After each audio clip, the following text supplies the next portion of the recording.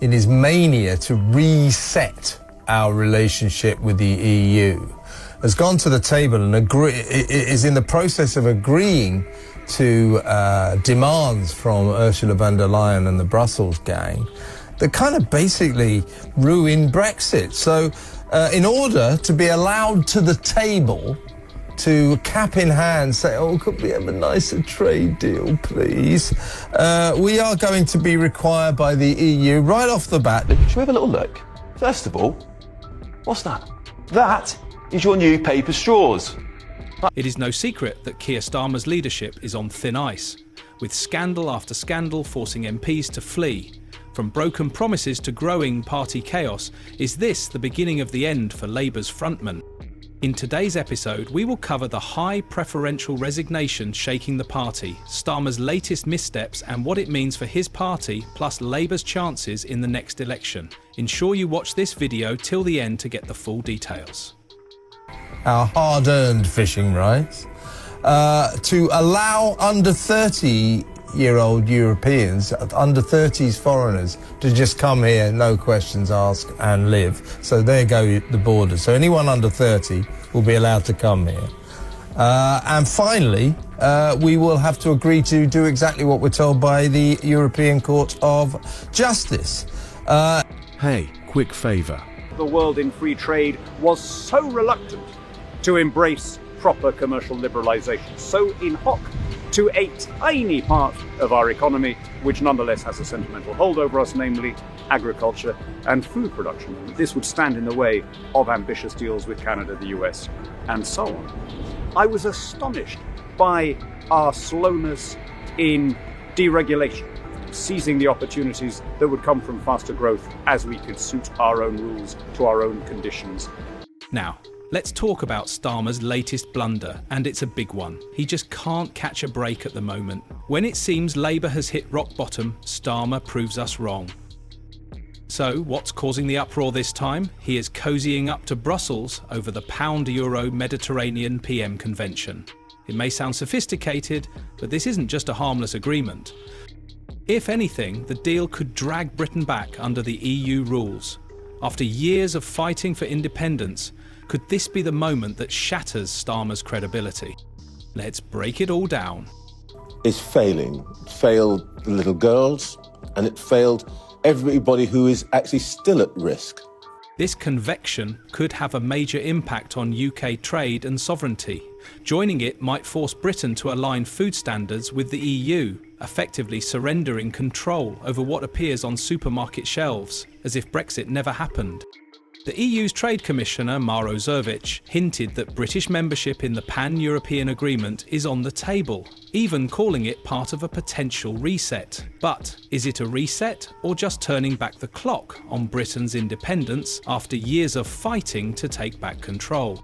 Could this deal quietly undo Brexit? Let's take a deep dive into what it really means.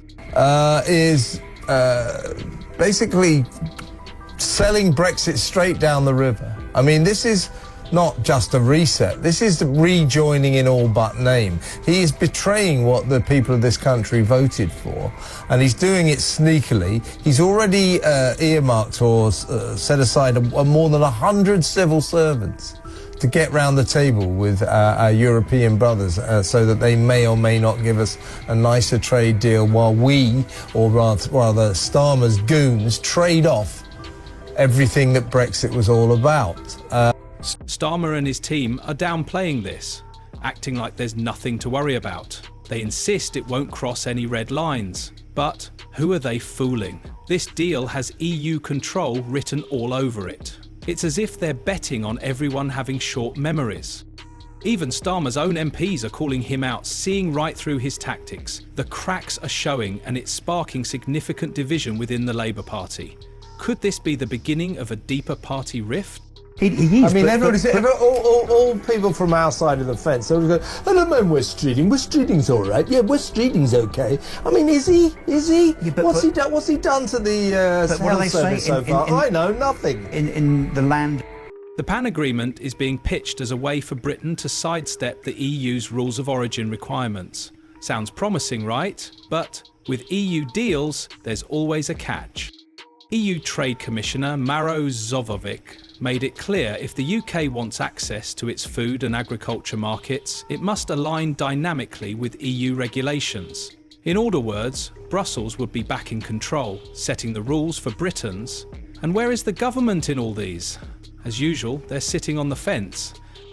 Cabinet Office Minister Nick Thomas-Symonds insists there are no plans to sign up at the moment, yet admits discussions are ongoing. So, which is it? The public deserves clarity. Will Britain hold its ground or cave to EU pressure?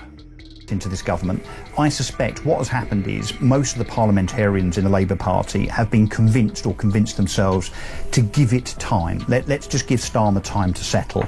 But of course what has actually happened is he's got worse. I mean, in terms of his lack of judgment, turning his back on pensioners, waspy women and so on, all of these things that he's doing in a kind of hapless fashion, I think are coming back to haunt him because this isn't just another trade deal, it's about trust. Starmer promised to respect the Brexit vote, yet here he's cozying up to Brussels again. It is a clear insult to every Brexit voter. This EU controversy is becoming a ticking time bomb. Labour MPs are outraged, voters feel betrayed, and Starmer looks increasingly out of his depth. His attempt to play both sides is backfiring spectacularly, and let's be honest, the fallout from this is only beginning. Remember, Starmer's EU fiasco is getting worse. Labour is losing major players, and they're not leaving quietly. This isn't just a few backbenchers making noise, we are talking about cabinet heavyweights. The very people meant to lead Labour into the next election. Instead of gearing up to take on the Conservatives and the Reform Party supporters, they're walking away from Starmer, casting serious doubt on his leadership. With each resignation, his grip on the party weakens. His Labour Party is on the brink of a major meltdown. Labour MP Dan Carden has broken ranks from Sir Keir Starmer, joining Andy Burnham in his calls for a national inquiry. Let's break it down. In just the past week, 3 senior Labour MPs have stepped down from Starmer's front bench, and they are not going quietly. Take Sam Tarry, for instance. He was the shadow transport minister until he was sacked for joining a picket line. In his resignation letter, he called Starmer's leadership a barrier to transformative change the country desperately needs. That's a harsh blow and one Starmer won't shrug off easily. But it doesn't end there. The backlash over Starmer's EU stance gas intensified. Another MP openly criticised his proposed deal with the EU as a betrayal. We've been warning about his increasingly close ties to Brussels for some time, but hearing someone from his camp using such a loaded term takes this controversy to a whole new level. The cracks in Starmer's leadership are widening, and Labour's internal divisions are becoming impossible to ignore. Could this be the beginning of a full-scale rebellion? Are cutting thousands of jobs and our quality of lives are getting worse. So what happens just days after the Chancellor's visit to her World Economic Forum chums? Well, right on cue, Reeves says she's up for joining an EU customs deal, the Pan-Euro-Mediterranean Convention, as a way of having closer economic ties with Brussels. We are absolutely happy to look at these different proposals because we know that the deal that the previous government secured is not working well enough. But why now? What's driving these MPs to jump ship at this particular moment? The answer isn't exactly a mystery. For some time, Starmer has been walking a tightrope on Labour's Brexit policy, trying to appeal to both Remainers and Leavers without fully committing to either side. In doing so, he's falling into the trap of trying to please everyone and ultimately pleasing no one. This balancing act has left members on both sides of the spectrum feeling alienated and ignored. These recent resignations aren't just isolated incidents. They are part of a larger pattern of growing frustrations and discontent that has been quietly bubbling beneath the surface of the Labour Party for months. Starmer's leadership is now being questioned more than ever, and with each departure, his grip on the party weakens. Could this be the tipping point that sends Labour into full-blown internal chaos? Time will tell, but the cracks are undeniable. Keir Starmer's attempts to balance competing factors within Labour have created an environment where MPs feel compelled to take a stand. Recent resignations from the party have shifted from isolated events to an inevitable consequence of mounting dissatisfaction. The cracks in the Labour's unity are widening, and the latest departures signal an impending storm within the party. A few weeks ago, 20 councillors from Brookstone Council resigned. The group, led by council leader Milan Rovic, a Labour member for over 40 years, was vocal about Starmer's leadership style, which they claimed had no substance and was a deviation from what the Labour Party stands for as a political institution. Now, with the EU scandal escalating, some have reached their breaking point. Resignations continue to pour in, with each one weakening Starmer's hold on power. Do you think Starmer will win the next election? Should the MPs demand his resignation before the next elections? Let us know what you think in the comments section. If you found this breakdown insightful, leave a like and subscribe to the channel to watch more videos.